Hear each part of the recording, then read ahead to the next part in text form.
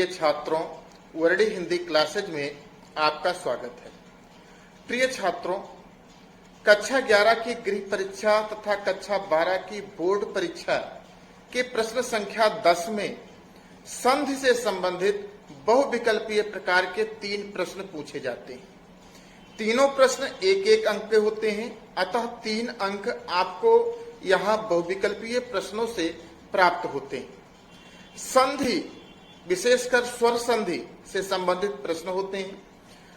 संधि प्रकरण के अंतर्गत आप हमारी प्लेलिस्ट पर जाकर हिंदी तथा संस्कृत व्याकरण में स्वर संधियों को आसानी से समझ सकते हो। सभी संधियां, दीर्घ संधि, गुण संधि, यण संधि, अयादि संधि, सभी संधियां हमने जो है वहां पर आपको अच्छे तरीके से समझा दी है। अब जो प्रश्न आपके परीक्षाओं में बनते हैं उससे संबंधित हम बहुविकल्पीय प्रकार के उदाहरणों को आपको हल करा रहे हैं। इसमें संधि बहुविकल्पीय पार्ट 1 में 31 प्रश्न लिए गए हैं, पार्ट 2 में भी 31 प्रश्न लिए गए हैं, पार्ट 3 में भी 31 प्रश्न लिए गए हैं और आगे के पार्टों में भी हम थोड़े थोड़े प्रश्नों के माध्यम से आपको समझाते रहेंगे कि संधि को किस प्रकार से समझा जाए, किस प्रकार से हल किया जाए। इसलिए जो हम समझा रहे हैं इसको आप बारीकी से समझिए और इसे हल कीजिए। अगर आप संधि को बारीकी से समझेंगे और उसे हल करेंगे तो आने वाली परीक्षाओं में आपको किसी प्रकार की परेशानी नहीं होगी और आप अच्छे अंक अवश्य प्राप्त करेंगे। तो चलिए हम सबसे पहले अपने इस बहुविकल्पीय प्रकार के संधि को समझते हैं और समझते हुए उसे हल भी करते हैं। संधि बहुविकल्पीय पार्ट 3। प्रिय छात्रों, पहला प्रश्न है महेशः का संधि विच्छेद है। अब आप लोग यहां पर देखें, हा पर ए का स्वर लगा हुआ है। तो हम जानते हैं गुण स्वर संधि में आ के बाद चाहे ह्रस्व आ हो या दीर्घ आ हो, आ के बाद अगर ई आवे तो आ धन ई बराबर ए हो जाता है। तो यहाँ पर आ अगर हम जोड़ते हैं तो सार्थक शब्द बनता है महा, और अगर दीर्घ ई यहाँ पर जोड़ते हैं तो सार्थक शब्द बनता है ईसा। महाधन ईसा बराबर महेशः, आ धन ई बराबर ए यहाँ पर आदेश हो रहा है, इसलिए इसका विकल्प बा सही है। अगला ठीक इसी प्रकार से प्रश्न है महेश्वरा का संधि विच्छेद क्या होगा। तो यहाँ पर पुनः हम देखते हैं कि हा पर ए का स्वर लगा हुआ है, तो यहाँ पर भी दीर्घ आ धन दीर्घ ई बराबर ए आदेश हो रहा है। तो महा दीर्घ आ जोड़ने पर सार्थक शब्द बन रहा है महा, और दीर्घ ई जोड़ने पर सार्थक शब्द बन रहा है ईश्वरा। महाधन ईश्वरा, दीर्घ आ धन दीर्घ ई बराबर ए आदेश हो रहा है, तो महेश्वरा हो जाएगा। तो महाधन ईश्वर बराबर महेश्वरा, इसका विकल्प दा सही है। अगला है सर्वोदय का संधि विच्छेद है। अब यहाँ पर वा पर अगर आप लोग देखो तो ओ की मात्रा लगी हुई है। गुण स्वर संधि में अगर आ स्वर के बाद ऊ स्वर आता है तो इसका ओ आदेश हो जाता है, आ धन ऊ बराबर ओ। तो आ जोड़ने से इसका एक सार्थक शब्द बनेगा सर्व, और ऊ जोड़ने से दूसरा सार्थक शब्द बनेगा उदय। तो सर्व धन उदय, यहाँ पर वा का आ और ऊ दोनों मिलकर ओ आदेश हो रहे हैं, सर्व धन उदय बराबर सर्वोदय। अब हम अगला प्रश्न देखते हैं, प्रश्न संख्या 66। कामारिह का संधि विच्छेद क्या होगा। अब यहाँ पर अगर आप लोग देखो तो माँ पर दीर्घ आ का स्वर लगा हुआ है, तो दीर्घ आ अर्थात ये दीर्घ स्वर संधि है, क्योंकि दीर्घ स्वर संधि में ह्रस्व या दीर्घ आ के बाद ह्रस्व या दीर्घ आ आवे तो उसका दीर्घ आ आदेश होता है। तो आ धन आ बराबर दीर्घ आ, चाहे ह्रस्व आ हो चाहे दीर्घ आ हो, इससे कोई फर्क नहीं पड़ता। तो काम एक सार्थक शब्द बन रहा है ह्रस्व आ लगाने से काम, और ह्रस्व आ लगाने से ही दूसरा सार्थक शब्द बन रहा है अरिह। काम धन अरिह बराबर कामारिह। अगला है विद्याध्ययनम का संधि विच्छेद क्या है। अब यहाँ पर द्या पर आ की मात्रा हम लोग देख रहे हैं दीर्घ आ है, तो ये भी हम देख रहे हैं कि ये भी दीर्घ स्वर संधि है। यहाँ पर हो रहा है दीर्घ आ धन ह्रस्व आ बराबर दीर्घ आ आदेश हो रहा है। तो विद्या एक हमें सार्थक शब्द यहाँ पर मिल रहा है विद्या, और ह्रस्व आ जोड़ने से दूसरा सार्थक शब्द मिल रहा है अध्ययनम। विद्याधन अध्ययनम बराबर विद्याधनम, विकल्प सा यहाँ पर सही उत्तर है। अगला प्रश्न है गंगोर्मी का संधि विच्छेद क्या होगा। अब यहाँ पर ओ का स्वर हमें दिखाई पड़ रहा है। गुण स्वर संधि में आधन उ बराबर ओ होता है, चाहे ह्रस्व हो या चाहे दीर्घा हो, इसका आदेश ओ ही होता है। तो गंगा, तो एक सार्थक शब्द इससे बन रहा है गंगा, और दूसरा सार्थक शब्द बन रहा है उर्मी। गंगा धन उर्मी बराबर गंगोर्मी।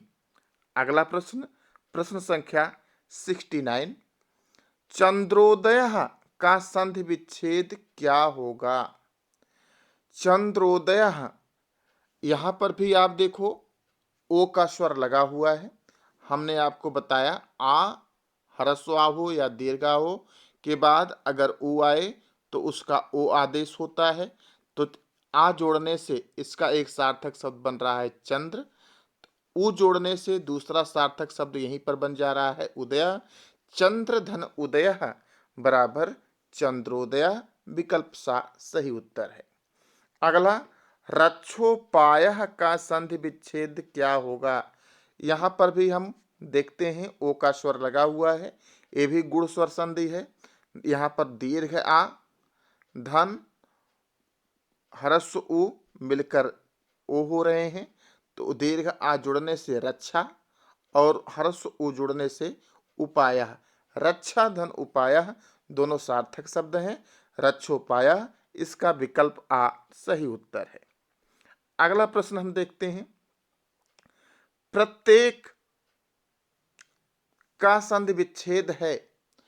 अब यहां पर छात्रों आप देखो कि या पर ए का स्वर लगा हुआ है। हम जानते हैं कि यण स्वर संधि में ई के बाद कोई भी उससे भिन्न स्वर आवे तो उसका या आदेश हो जाता है, ई का या परिवर्तित हो जाता है, और बाद वाला जो स्वर होता है उसकी मात्रा या पर लग जाती है। तो यहाँ पर आदेश जो हुआ है ये, इसका मतलब ई के बाद ए स्वर आ रहा है तभी उसका ए बन रहा है। तो ई अगर हम जोड़ते हैं तो एक सार्थक शब्द बनता है प्रति, और ए अगर जोड़ते हैं तो एक सार्थक शब्द बनता है ए। प्रति धन एक बराबर प्रत्येक, क्योंकि इसका ई और ए मिलकर ए आदेश कर रहे हैं। तो यहाँ पर विकल्प सा सही है। अगला प्रश्न है, गायकः का संधि विच्छेद क्या होगा। बहुत ही इंपॉर्टेंट प्रश्न है, 2008, 12, 14, 16, 18, 19 में बहुत बार पूछा गया है।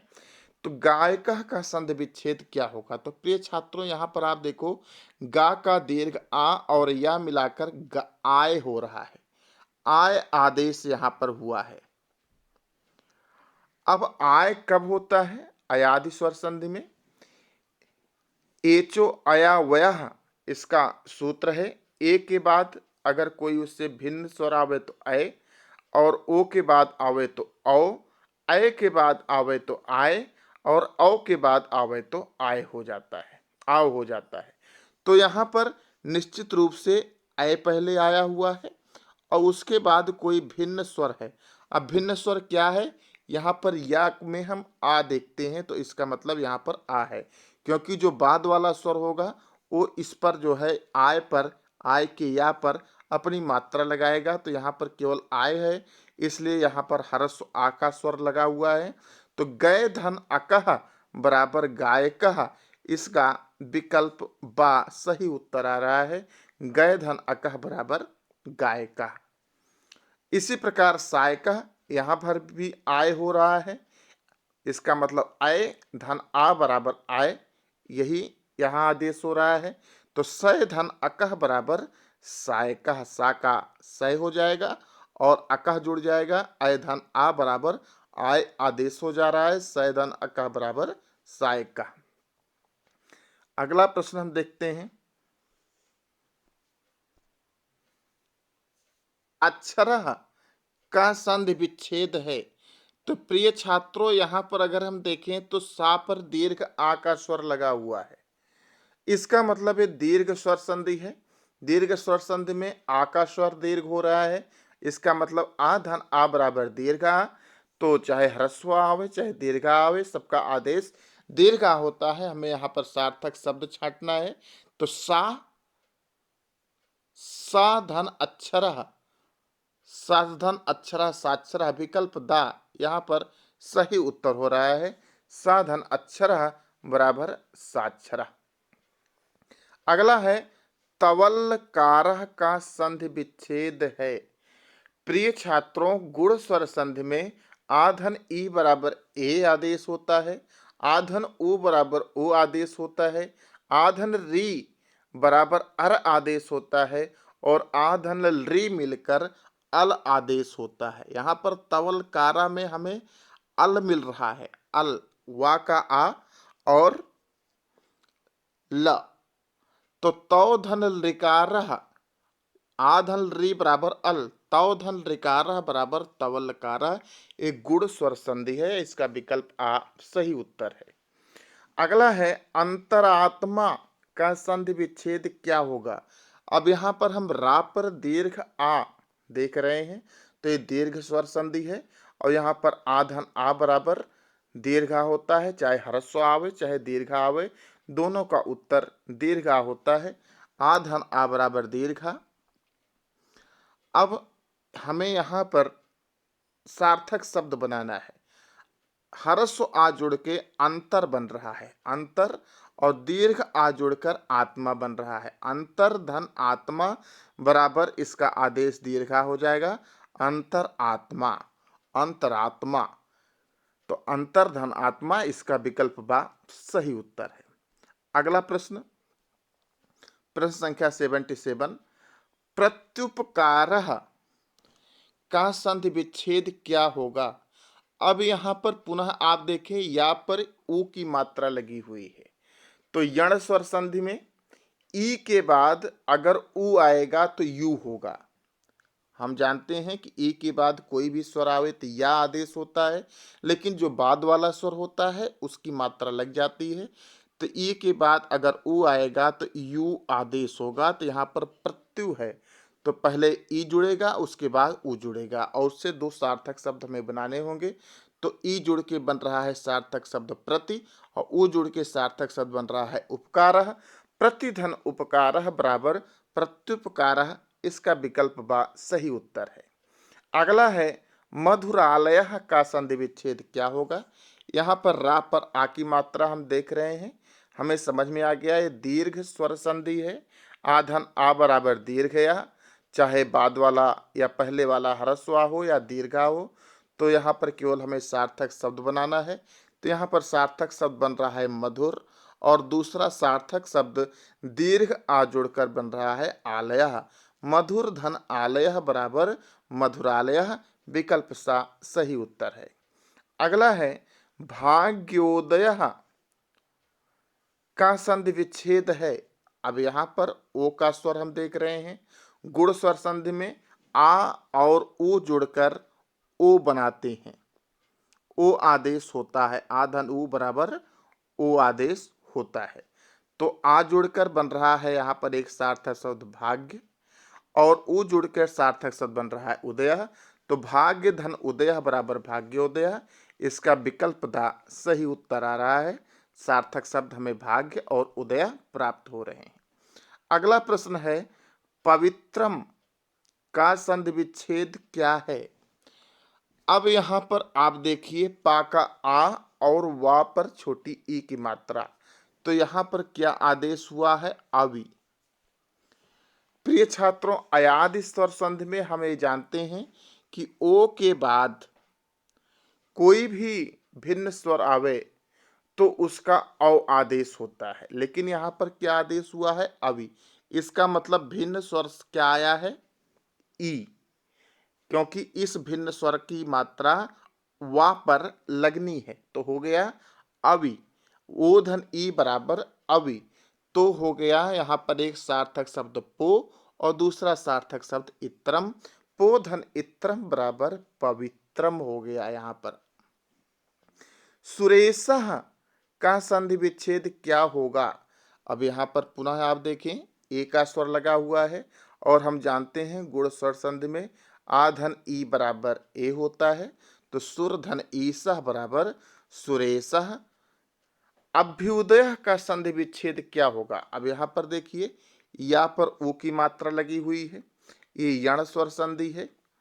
यण स्वर संधि में ई के बाद कोई भी भिन्न स्वर आवे तो उसका या आदेश होता है, लेकिन हमें यहाँ पर यू आदेश बनाना है, तो जो बाद वाला स्वर होता है उसकी मात्रा लगती है। इसका मतलब ई के बाद ऊ आया हुआ है, तभी यू होगा। तो अभिधन उदयः एक सार्थक शब्द बन रहा है ई से अभि और ऊ से उदयः।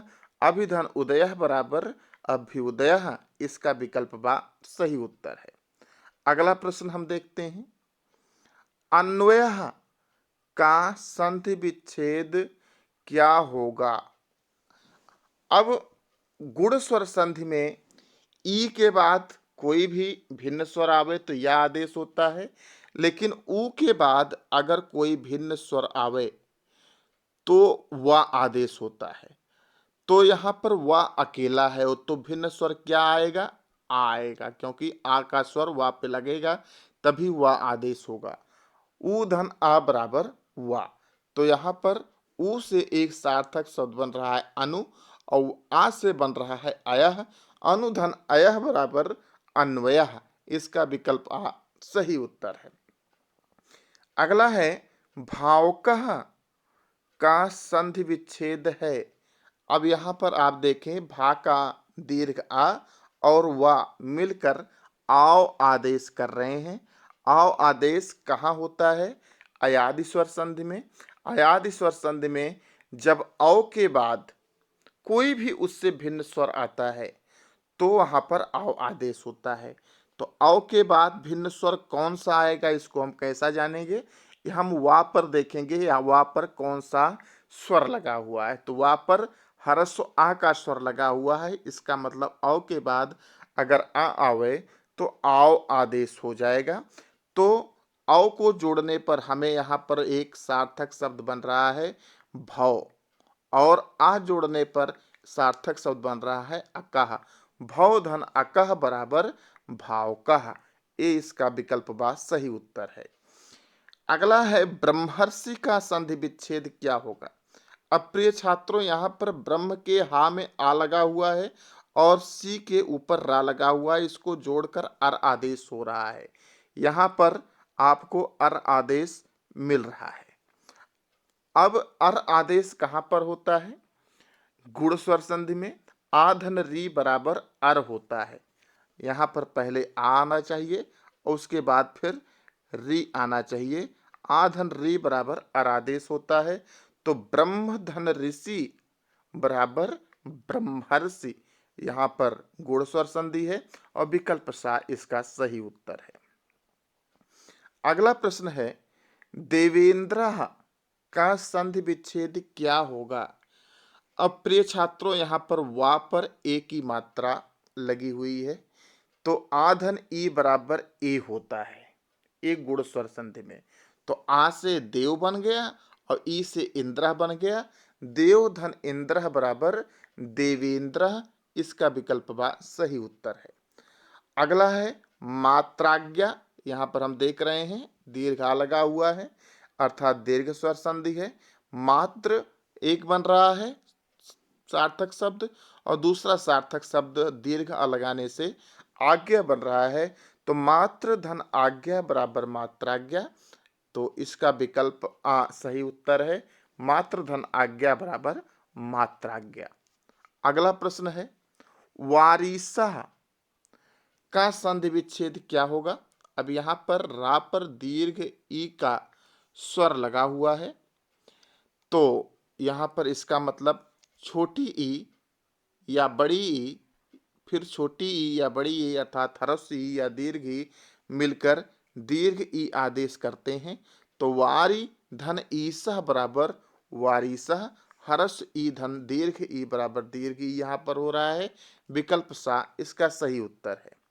अगला है वाचनालय का संधि विच्छेद क्या होगा। तो यहाँ पर भी दीर्घ स्वर संधि है, ना पर दीर्घ आ लगा हुआ है। तो वाचन एक सार्थक शब्द बन रहा है। धन आलय, वाचन धन आलय बराबर वाचनालय। हरस्व और दीर्घ आ दोनों मिलकर दीर्घ आ आदेश कर रहे हैं। वाचन धन आलय बराबर वाचनालय। इसी प्रकार सितासित का संधि विच्छेद क्या होगा। तो यहाँ पर ता पर आ का स्वर दीर्घ आ का स्वर लगा हुआ है, ते भी दीर्घ स्वर संधि है। तो सित धन असित, सित माने श्वेत, असित माने श्याम, सित धन असित बराबर सितासित। हरस्व आ और हरस्व आ मिलकर यहाँ पर दीर्घ आ आदेश कर रहे हैं। ये दीर्घ स्वर संधि है। विकल्प बा सही उत्तर है।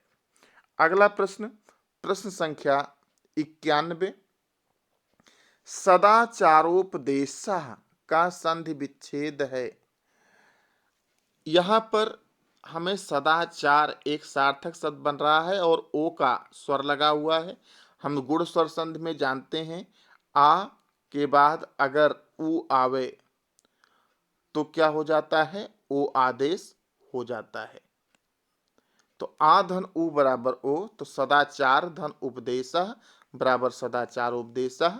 विकल्प आ सही उत्तर है। गुण स्वर संधि है। अगला है सर्वाण्य सर्वाण्यपि का संधि विच्छेद क्या होगा। अब यहाँ पर यह वर्ण आ रहा है। हम जानते हैं कि यण स्वर संधि में ई के बाद अगर आ आए तो उसका या आदेश होता है।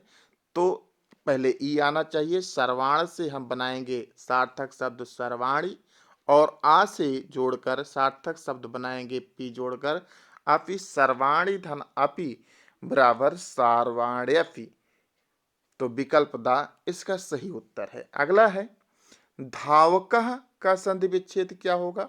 अब यहाँ पर धा का दीर्घ आ और वा जोड़कर आप देखें तो यहाँ पर कौन सा आदेश हुआ है, आव आदेश हुआ है। और हम जानते हैं कि अयादि स्वर संधि में औ के बाद अगर आ आए तो उसका आव हो जाता है। तो धाव धन अकह बराबर धावकः। तो इसका विकल्प आ सही उत्तर है। धाव धन अकह बराबर धावकः और यह अयादि स्वर संधि है। तो प्रिय छात्रों, इस प्रकार से आपको इस भाग में भी हमने 31 प्रश्नों का हल कराया, उसका उत्तर बताया किस तरह से हल करना है। ये आपको कैसा लगा इसके बारे में अपने कमेंट से हमें अवश्य सूचित कीजिएगा और अपने साथियों को भी शेयर कीजिएगा, वीडियो को लाइक कीजिएगा और चैनल को जो सब्सक्राइब नहीं किए हैं वह छात्र सब्सक्राइब भी करेंगे। धन्यवाद।